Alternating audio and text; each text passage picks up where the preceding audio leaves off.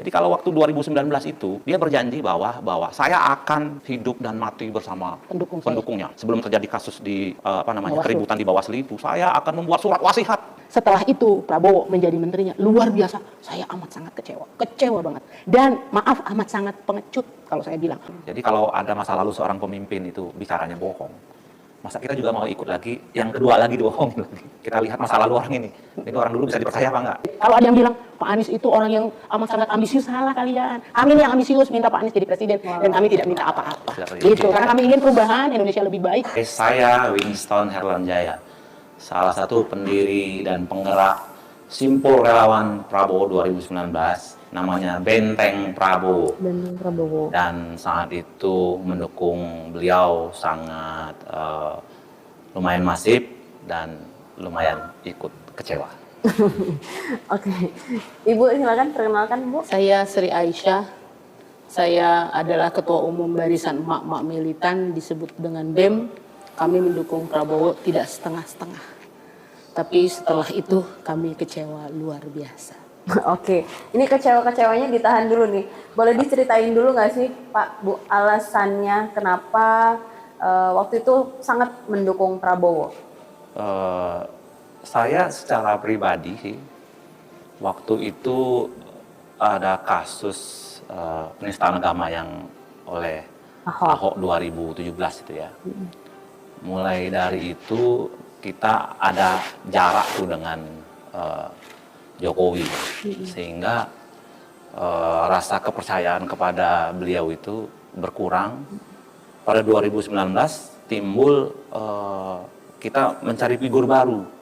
Nah, kebetulan si Pak Prabowo ini mencalonkan, dia meyakinkan para konstituen dan para relawan ini, saya bisa menjadi sosok yang bisa mengayomi saya sebagai umat Islam dan bisa menjadi sosok yang lebih baik daripada Presiden Jokowi yang saat itu saya pikir menjadi saya memiliki ketidakyakinan bahwa beliau bisa membawa Indonesia lebih baik.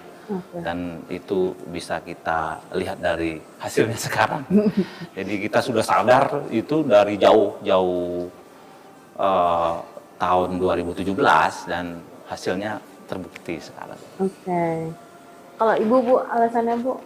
Waktu itu kami mendukung Prabowo. Kami ini, saya mewakili BEM ya, karena BEM itu kan banyak banget emak-emak memilih Prabowo itu karena mengikuti istimewa ulama. Waktu itu ulama mendukung Prabowo. Dan kami bekerja nggak setengah-setengah, kami bekerja total untuk memenangkan Prabowo. Itu dah dilihat dari 2014, 15, 16, saya sempat ketembak di depan KPK 20 Mei setelah Ahok itu menggusur akuarium. Bagaimana penderitaan masyarakat Jakarta. Saya ingin nggak Jakarta aja yang berubah, tapi Indonesia ada perubahan. Tapi kenyataannya jauh api daripada panggang. Begitu, Mbak. Oke, berarti Bapak dan Ibu ini, tadi Ibu kan sebagai ketua, boleh diceritain Pak sebagai apa dulu posisinya di kerelawanan itu? Kalau Ibu Aisyah ketua umum Barisan Emak-Emak. Barisan Ketua Emak-Emak, umum ya. ini artinya membawahi seluruh Barisan Emak-Emak militan nasional. Nasional. Kalau Bapak Winston sendiri? Kita Simpul Benteng Prabowo namanya. Ya. Bapak Jadi, sebagai?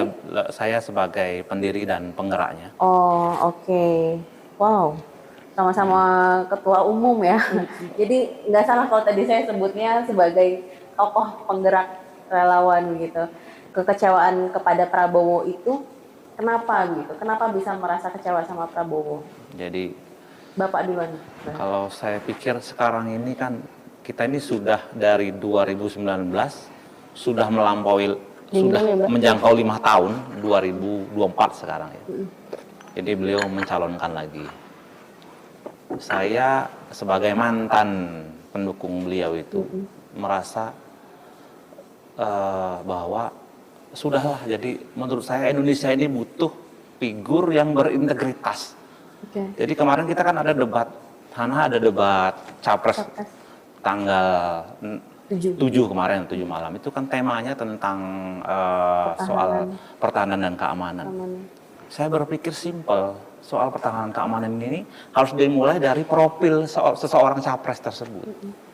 Yang harus dipegang seorang capres itu adalah, bisa nggak dia megang janjinya kepada pendukungnya dulu.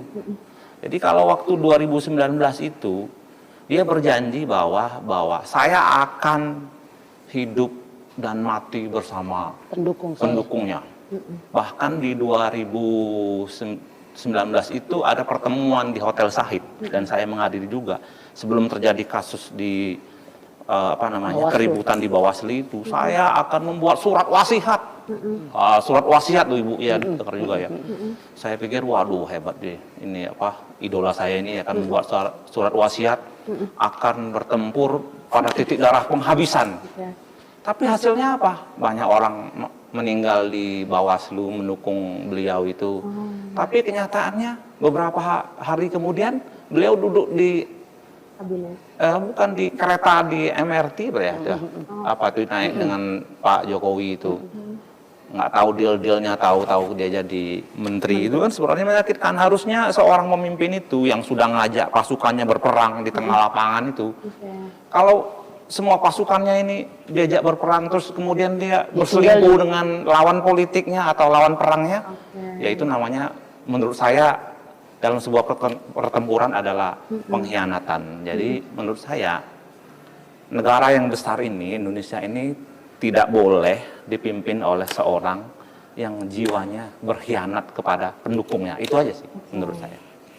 Ya, kalau kami para emak-emak sudah bergerak totalitas, nggak cuma tenaga, pikiran, tapi uang juga. Walaupun nggak seberapa, uang saya nggak seberapa lah dengan uangnya Pak Prabowo. Tapi itu menunjukkan bahwa kami totalitas. Kami juga memprotes Bawaslu, kan, tahu ya, bagaimana kami lari-lari di depan Bawaslu, bagaimana kami bermandikan air hujan, keringat, bahkan gas air mata. Itu totalitas kami. Pada saat setelah itu Prabowo menjadi menterinya, luar biasa, saya amat sangat kecewa banget. Sampai semua memori itu saya mencoba menghilangkan, saya hapus semua foto karena saya kecewa. Saya tidak ingin saya punya pemimpin yang janjinya banyak tapi tidak bisa dilakukan, dan maaf amat sangat pengecut kalau saya bilang. Kok mau ya dia bekerja sama? Harusnya pada saat itu kalau dia itu seorang kesatria, ambil sikap bahwa saya harus timbul dan tenggelam bersama relawan saya, timbul dan tenggelam bersama para pendukung saya. Mana janjinya? Saya sekarang tanya sama Bapak, mana janjinya? Gitu. Karena pada saat itu kami totalitas membela Bapak. Gitu, Mbak.